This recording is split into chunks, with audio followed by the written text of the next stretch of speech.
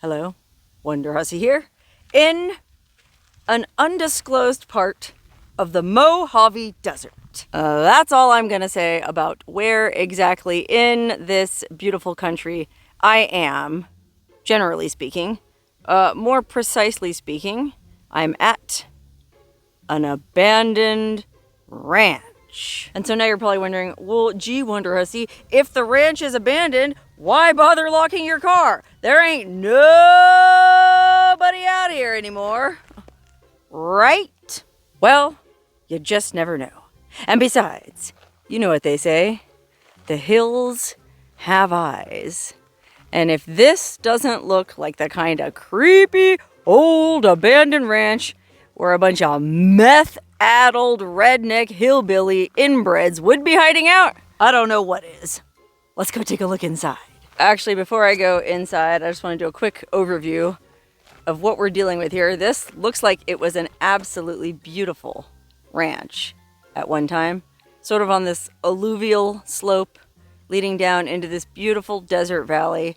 Looks like they had plenty of water at one time to support some kind of livestock. They probably had a little kitchen garden. It was probably a real nice place to live.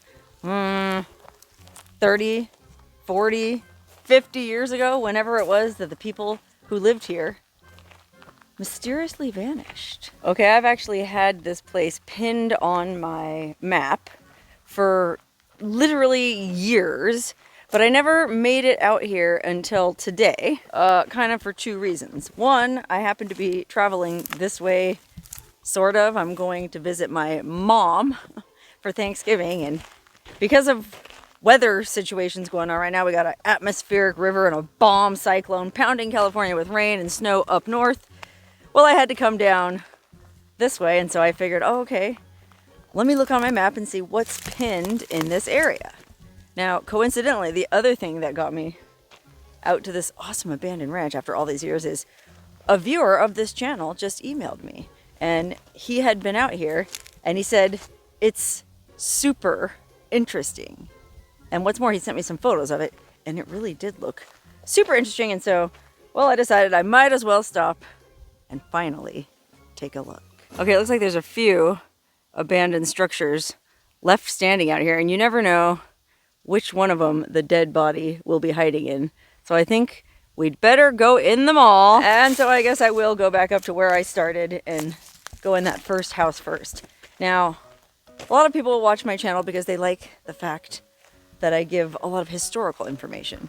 You know, I try to do my research whenever I go to these places and tell you exactly what happened. Well, unfortunately, this is one of those places where, you know, it's not on the National Register of Historic Places. We don't know what exactly happened here. This is one of those places where I'm gonna have to make up my own history, right?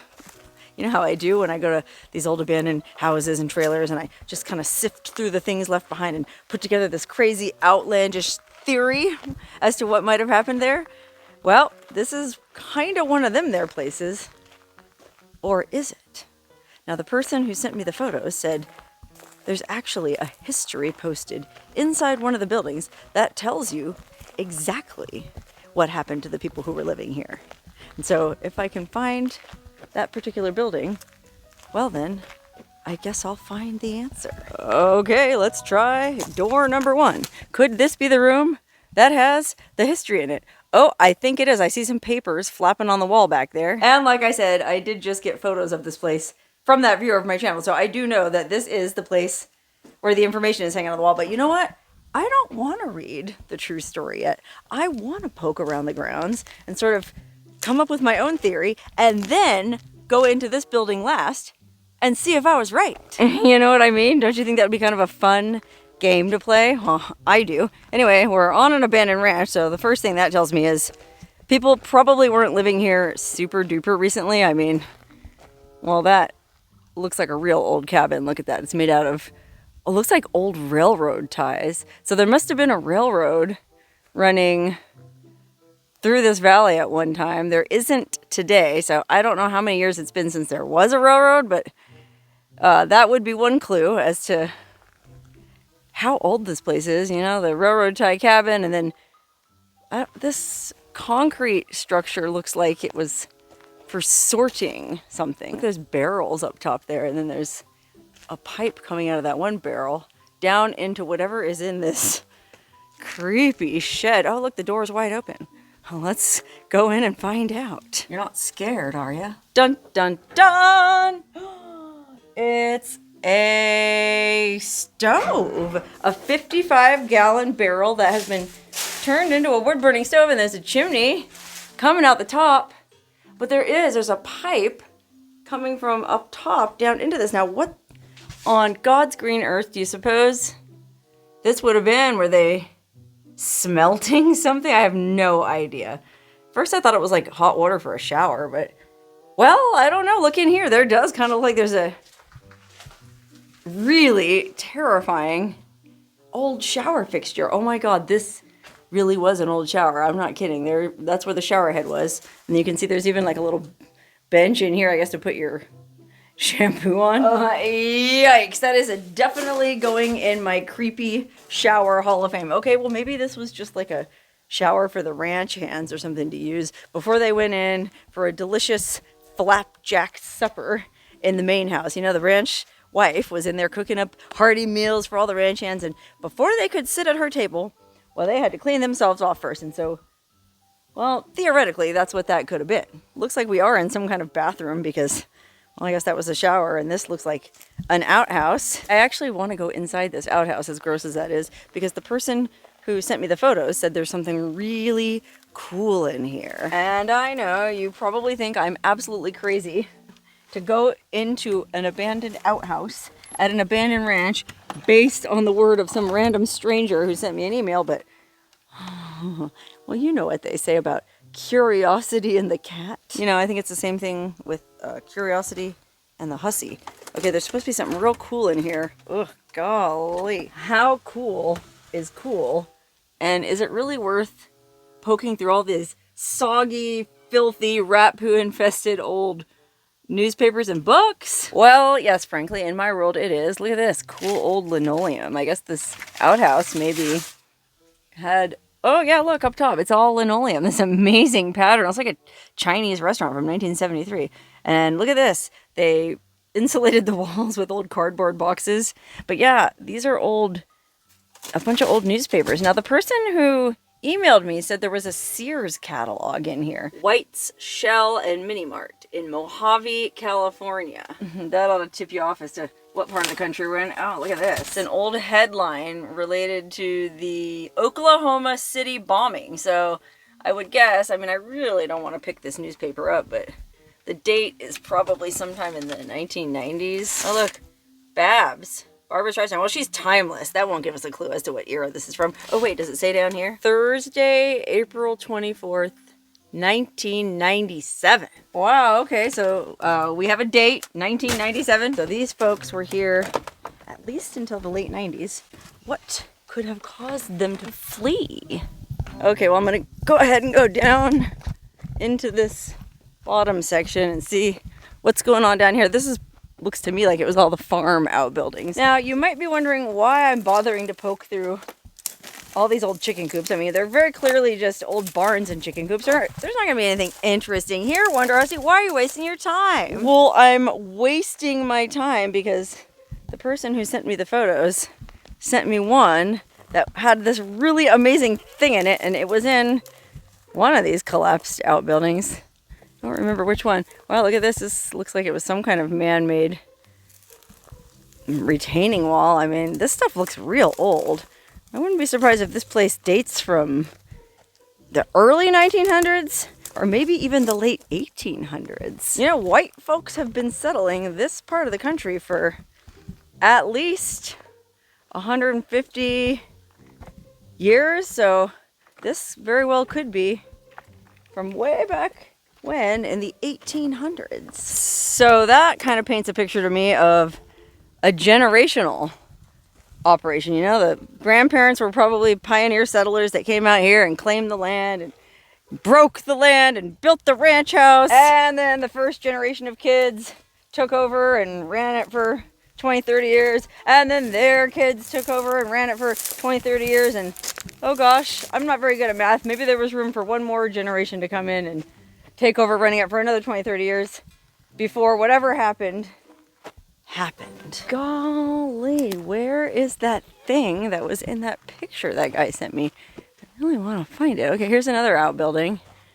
Looks like it was also probably used for work. Oh, hold on a minute. Look at this cheetah print rug. Oh, I thought there was like a body rolled up in it for a minute. Oh, wait, hold on. Yikes. This is the thing that was in that picture, but it was in a different location when the person sent it to me. Now, if you know anything about me, you know how much I love mannequins. Well, look at that. Not only is there this creepy, crusty, sun-blistered mannequin laying here armless, but it's got a baseball bat next to it. What on God's green earth is a mannequin with no arms supposed to do with a baseball bat? And even worse, look at that. The baseball bat is screwed into the side of the mannequin. What the heck could have been going on here? I mean, maybe this was some kind of weird art project. I mean, boy, as far as weird art projects go, that's pretty good. And speaking of art projects, I am sorely tempted to take this mannequin home with me, but I'm not going home. I'm going to my mom's, and that's a long way from here, and I'd have to drag this creepy thing around with me, and who knows what all has burrowed into it through this hole in its cheek. And B, I don't take things from the places I explore. I try to be ethical and leave things where I found them. And who knows, this mannequin might be over 50 years old, in which case it's protected by the Federal Antiquities Act, and I wouldn't be allowed to take it, even if I wanted to. But it sure is cool to look at. It's interesting to me to see, like, you can actually see what a mannequin is made out of. It's like fiberglass. I mean, maybe they're not all fiberglass, but this particular one was made out of fiberglass. Really creepy. In a way, I kind of wish I hadn't known this thing was here, because if I came around that corner without knowing there was going to be a mannequin here, whoo! I mean, I probably would have jumped out of my skin, like, yikes! Oh, because I'm always saying I want to find a dead body, but, you know, saying something and then the reality of it are two different things. Well, that was the last outbuilding, so I guess now it's time for me to concoct some kind of crazy story, and then we'll go in that last house there and see if we're right. Okay, well, based on the way that upper building was constructed, I'm gonna go ahead and guess this is a real old homestead. Like I said, the first generation probably settled it, then the kids took over, and then their kids took over, and that went, I'm gonna say that only went on for maybe a couple generations, because, well, the area that we're in is probably going to be revealed by whatever's written on the wall in this last cabin anyway, so I'm just going to go ahead and say that we are kind of near Owens Lake, okay? You know, the Owens River Valley used to be a beautiful, lush, green valley at the foot of these, well, nestled between two towering mountain ranges. Just absolutely beautiful, peaceful, bucolic ranches, cows, crops, everything lush and green. Until one day, dun dun dun, in around the 1920s, a man named Bill Mulholland came to town from Los Angeles, started buying up all the water rights, and next thing you know, the city of Los Angeles had sucked this once verdant valley dry as a bone. Okay, that's kind of the Reader's Digest version of the story. If you've ever read the book Cadillac Desert or seen the movie Chinatown, well, you might be familiar with how that happened. Okay, back in those days, they were trying to promote the growth of Los Angeles, and there just wasn't enough water in that area, because little known fact, LA is actually a desert. Doesn't seem like it, because you go out there now and there's all these palm trees and swimming pools and movie stars, but guess what?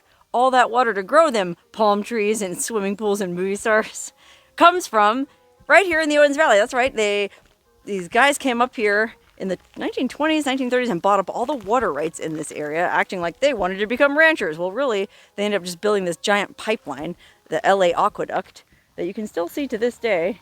Not from right here, but it runs alongside these mountains all the way to Los Angeles, and it sucks water out of, well, you can't see the remains of the lake, but there's a giant dried up lake just over that rise that used to be full of water, but is now used to flush the Kardashians' toilets. So anyway, my guess as to what happened to the people on this ranch is that the ranch dried up when they built the aqueduct. So maybe it could have dried up as far back as the 1930s, 40s, 50s. And maybe the ranch family had been here for several generations by that point, so they didn't want to leave their ancestral ranch, and they stuck it out as long as they could. But eventually things were so dry and so tough that they gave in and moved.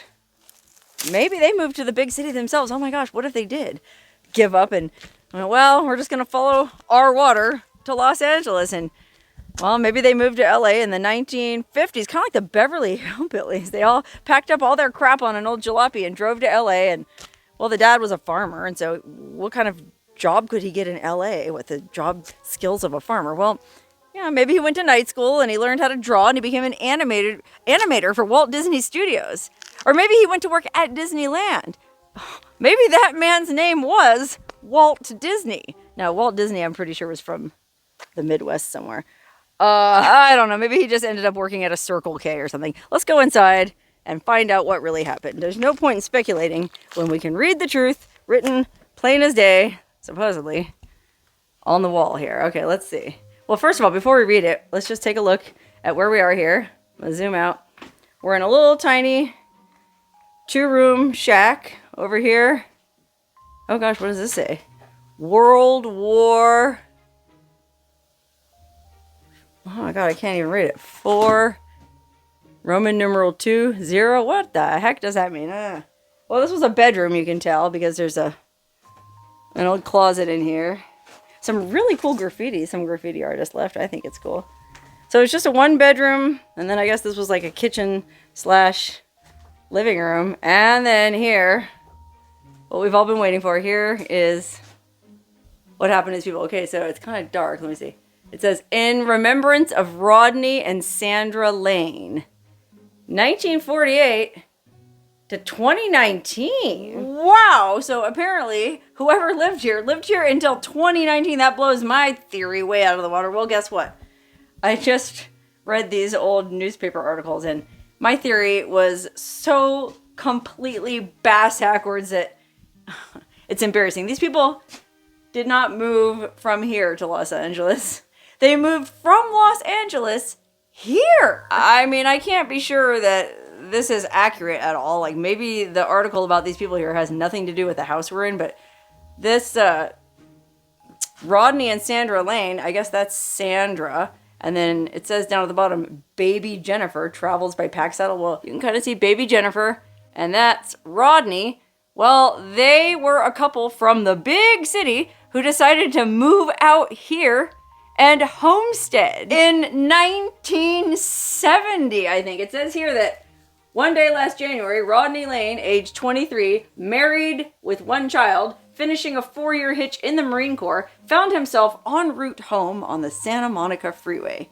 Okay, I'm not going to read the whole thing verbatim, but basically, this guy was stuck in traffic. It kind of reminds me of that movie Falling Down with Michael Douglas, if you've ever seen that movie. This guy just got out of the Marine Corps. He's got a young wife, a young kid. He's stuck in traffic on the way home, and he goes, what am I doing with my life? Is this how I want to live my life? Well, no, it wasn't. So, according to this article, he had grown up as a kid coming up here, up here to the Panamint Mountains, which the Panamint Mountains are way over that way. Oh gosh, background's all blown out. Sorry about that. Way 2-3 mountain ranges that way are the Panamint Mountains in Death Valley. It's where the ghost town of Ballarat is. And I've made tons of videos in and around the ghost town of Ballarat and all those canyons behind Ballarat that go up into those Panamint Mountains. Well, this guy, Rodney Lane, grew up as a kid going camping and hiking and exploring and 4x4ing up in those mountains. And, well, that's what he wanted to do. He's sitting there in traffic. I guess when he finally got home, he went to his wife, Jennifer. I just read all this 2 minutes ago, and I feel like I can already tell the whole story. He went to his wife, honey, how would you feel about getting back to the land and moving to a ranch up in the Panamint Mountains?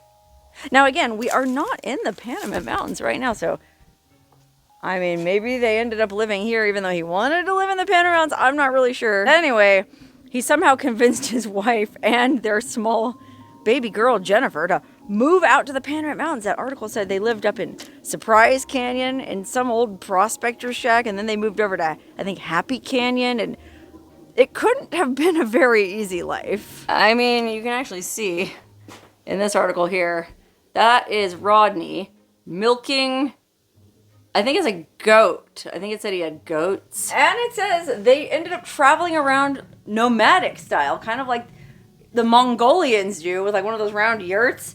Way up in the Panamint Mountains, and I guess they brought their goat with them, and they would just go from campsite to campsite, and well, they had all the goat's milk that they could drink. And the goat probably had plenty of grass. If you go up in those mountains, there's grass up there.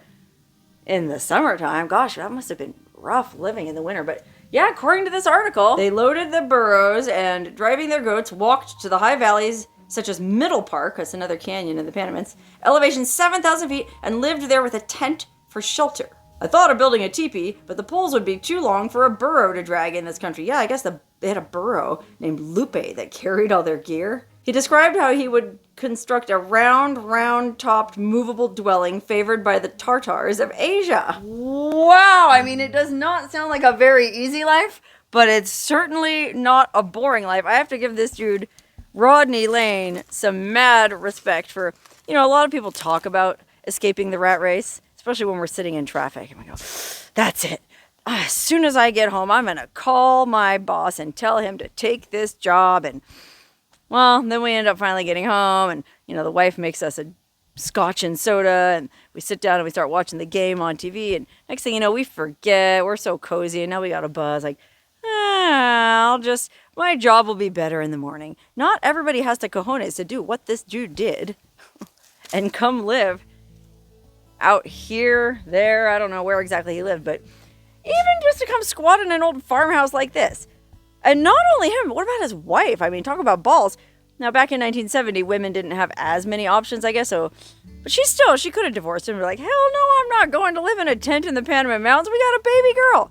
But to her credit, she did. She went along with him, and it sounds like they had an amazing life up there. Actually, it's frustrating because the article cuts off where it says, school problem. The problem of Jennifer's education will be faced when it arrives. So I guess they were worried about little baby Jennifer getting an education, and so they probably did end up moving into some town when she got to be school age. I don't know, maybe the mom homeschooled her, tent schooled her. Wow, she was born in 1970, so little Jennifer Lane would be 54 years old right now. I wonder where she is. And she must be a very interesting person. I'll bet she has skills that the rest of us would love to have. I mean, having grown up roaming around the mountains, I'm sure her parents taught her all kinds of survival skills. And, well, I'm just going to go ahead and guess that woman could probably get by just about anywhere. But who knows? Maybe she's living in LA as well, to this day. That article, I don't know, it didn't say what year it was written, but well, if they hadn't started thinking about her schooling yet, she was probably only 4 or 5 when that was written. Maybe even younger. I mean, the picture of her, she looked like a toddler.